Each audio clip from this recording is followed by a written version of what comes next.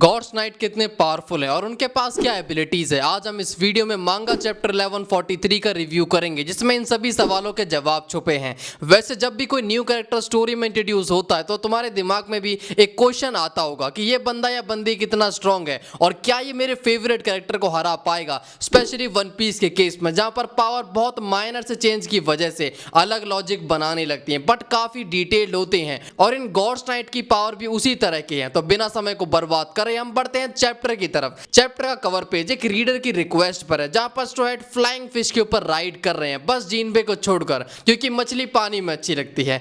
इस colour spread में सभी स्ट्रॉ हैट ने ड्रेस भी काफी अच्छी पहनी है, राइडर सूट की तरह। पर इस रेस से ज्यादा इंटेंस रेस एल्बाफ के अंदर चल रही है जो तुम्हारा दिमाग ज्यादा अट्रैक्ट करेगी। वॉलरस एकेडमी के बच्चों की रैली अभी थमी नहीं है। जो लोग एक वीक में स्टोरी भूल गए हैं उनको मैं एक छोटा सा रिकैप दे देता हूं। वॉलरस एकेडमी गॉड्स नाइट का टारगेट बन चुकी है। उसमें पढ़ने वाले बच्चों के थ्रू वो एल्बाफ को घुटनों पे लाने की प्लानिंग कर रहे हैं। बच्चे बिना किसी रीजन के एक लाइन बनाकर शीशोर की तरफ बढ़ रहे हैं। कमाल की बात तो यह है कि वो सारे बच्चे नींद में हैं और इसी के साथ एकेडमी पर अजीब सी क्रीचर ने अटैक कर दिया है। सोल बच्चों को रोकने के लिए उनके पीछे जाता। रॉबिन सोल को बच्चों को छूने से मना करती है क्योंकि एक टीचर ऑलरेडी उन्हें छूने की वजह से घायल हो चुका है। सोल कहता है कि कुछ भी डेंजरस यहाँ पे दिख नहीं रहा, पर जैसे वो एक बच्चे को पकड़ता है उसे एहसास हो जाता है कि क्यों वो टीचर बच्चों को छूने से मना कर रहा था। वो सारे बच्चे इनविजिबल थ्रोनी वाइन से घिरे हुए हैं। इन कांटों की वजह से सोल को काफी पेन होता है। सोल को दर्द में देखकर चॉपर उससे पूछता है कि क्या हुआ।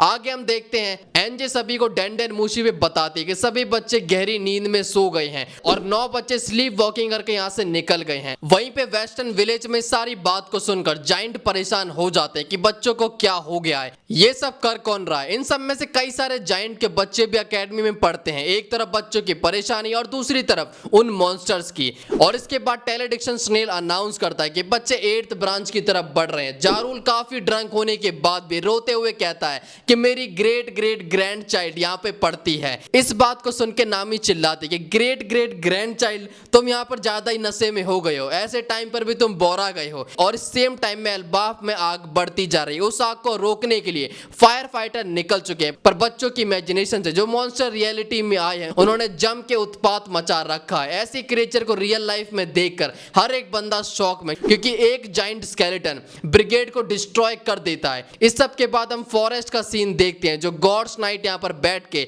लग्जरियस टेबल पे अपनी मील को एंजॉय कर रहे हैं। सोमर्स हंसता हुआ कहता है क्या तुमने उस जाइंट का चेहरा देखा, प्यार में फूल और कांटे दोनों होते हैं। तुम क्या कहते हो गुंगो। गुंगो बोलते कि मुझसे मत पूछो।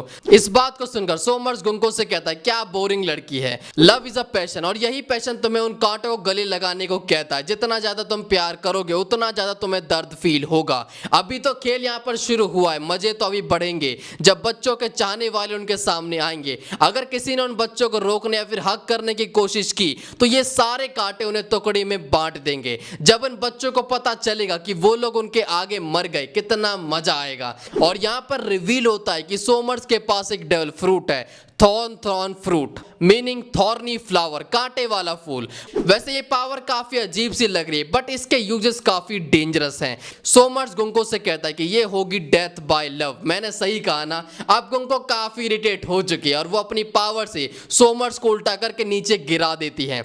गुंको क्लिंगम से पूछते कि तुम कौन सा रूट ले रहे हो। क्लिंगम बताता है कि सेंट्रल पाथ, यहाँ पर और भी थिक ब्रांचेस हैं और ये रास्ता वॉलरस एकेडमी से होता हुआ सीधे वेस्टर्न विलेज और फिर हार्बर की तरफ जाता है। आगे क्लिंगम नोटिस करता है कि नमक खत्म हो गया है। वो सोमर्स से बोलता है, तभी सोमर्स नमक के बारे में सोचता है और क्लिंगम उसे सुला देता है और उसके ड्रीम से सॉल्ट को बाहर निकाल लेता है। क्या कमाल की एबिलिटी है। क्लिंगम का डेविल फ्रूट है ड्रैगन फ्रूट, एक mythical devil fruit model Kirin. क्लिंगम किसी के भी ड्रीम्स को मटेरियलाइज कर सकता है। तो सोमर्स, क्लिंगम और गुंको इन तीनों की एबिलिटी कंबाइन होकर बच्चों पे इफेक्ट कर रही है। क्लिंगम ने उन्हें स्लीप में डाला, उनके ड्रीम से मॉन्स्टर्स को बाहर निकाला। गुंगो के एरो उन्हें लीड कर रहे हैं और सोमर्स के कांटे उन्हें अनटचेबल बना दे रहे हैं। जितना ज्यादा डीप कनेक्शन होगा उतना टच करने वालों को ज्यादा दर्द होगा। क्लिंगम के खाने को खाने पर गुंगो को वो काफी अच्छा लगता है, पर क्लिंगम बताता है कि ये फूड खाने के बाद भी कोई एनर्जी नहीं मिलेगी क्योंकि ये सारा खाना ड्रीम से निकाला हुआ है। सोमर्स कहता है कि ये गेम काफी आसान होने वाला है। इस तरह से वो लोग बच्चों को शिप तक इजीली ले जाएंगे, पर वो खुश नहीं है। बीच में गुंगो बोलते कि योंग को एस्ट्रॉयड की शिप एल्बाफ पर है, तो कुछ भी हो सकता है। और इसके बाद गॉड्स नाइट नोटिस करते हैं कि बच्चे सीधे आग की तरफ बढ़ रहे हैं। सोमर्स कहता है कि अगर ये सारे आग में मर भी गए तो हम दूसरे बैच के साथ फिर से ट्राई करेंगे।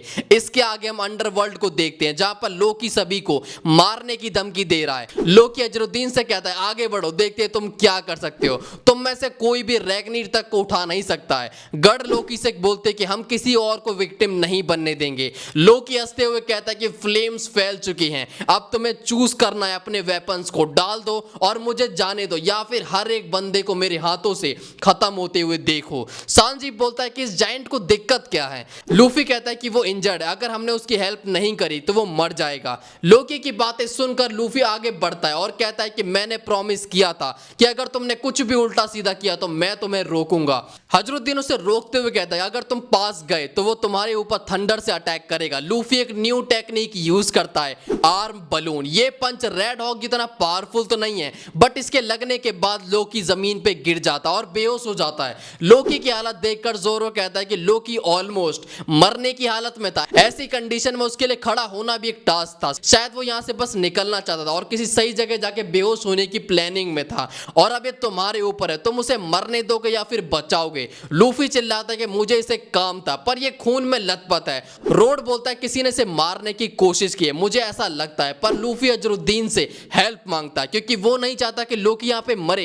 लूफी की बात सुनने के बाद गढ़ उसकी हेल्प करने के लिए मान जाती है। लोकी की हालत देखकर गढ़ बताते कि इसको पूरी तरह सही होने में महीनों लग जाएंगे और अगर तुम्हें इसे सच में बचाना है तो हमें इसे ऐसी जगह पे नहीं रख सकते। लोकी कहता है कि वो मुझे माफ नहीं करेंगे, मेरा मरना पक्का है, मुझे यहाँ पर चलेगा तो मुझे यहीं पे ट्रीट कर सकते हो। लूफी लोकी के हॉर्न्स को देखकर कहता है कि अरे ये तो रियल है। लोकी मरी हुई हालत में कहता है कि ये एंशिएंट जायंट की निशानी है, हमारे फादर के पास भी थे। और यहाँ एक छोटा सा फ्लैशबैक आता है अजरुद्दीन और लोकी के पास्ट का, जिसमें किंग हेराल्ड लोकी और अजरुद्दीन से बात कर रहा है। हेराल्ड का चेहरा यहाँ पर क्लियर नहीं है, बट इस टाइम पर उसके सर पे हॉर्न्स थे और यहाँ पर लोकी अभी भी अजरुद्दीन से लंबा है। हेराल्ड अपने दोनों बेटों से कहता है कि तुम दोनों मेरे लिए काफी प्रीशियस हो, मैं चाहता हूं कि तुम मेरे जाने के बाद भी एक साथ रहो। और आगे हम देखते हैं लोकी बचपन में भी अजरुद्दीन को इजीली हरा दिया करता था अपने कैनाबो वेपन से। हम इस फ्लैशबैक में यह भी देखते हैं कि लोकी अपने बड़े भाई अजरुद्दीन से बोलता है कि तुम जैसे कमजोर को मैं अपना बड़ा भाई कभी नहीं मान सकता,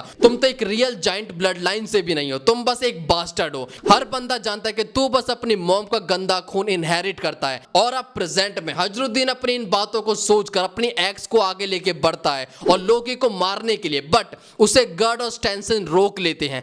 अजरुद्दीन गुस्से में बोलता है कि मैं इस बंदे को कभी माफ नहीं कर सकता, इसने मेरी मां के लिए बहुत गलत बोला है और मेरे फादर को मार दिया। लोकी हाफ फेंटेड स्टेट में बोलता है कि आगे बढ़ो और मार दो, अगर तुम्हारे पास अपने इस पर्सनल ड्रामा पर वेस्ट करने के लिए टाइम है तो तुम जरा अपने आसपास देखो, क्या तुम्हें सच में लगता है कि मैं फादर को मारना चाहता था। और लोकी के इन शब्दों के बाद ये चैप्टर यहाँ पे खत्म हो जाता है। भले ही लोकी अपनी कोई सफाई नहीं दे रहा है, बट ये लाइन उसकी साइड क्लियर कर देते कि वो ब्लंटली सब बोलता है। अगर उसे झूठ बोलना होता तो वो गॉड्स नाइट के सामने बोलता, जिससे उसकी ऐसी कंडीशन नहीं होती। इस चैप्टर के बाद से मैं अपनी थ्योरी पर पूरी तरह से भरोसा करने लगा हूं कि ये सब कुछ करने वाला लोकी नहीं है, बल्कि वो जारूल है। हो सकता है कि जारूल भी बस एक पपेट हो वर्ल्ड गवर्नमेंट का, जिस तरह से मदर कारमिल थी, but I am sure Herald को मारने के पीछे जारूल का हाथ है।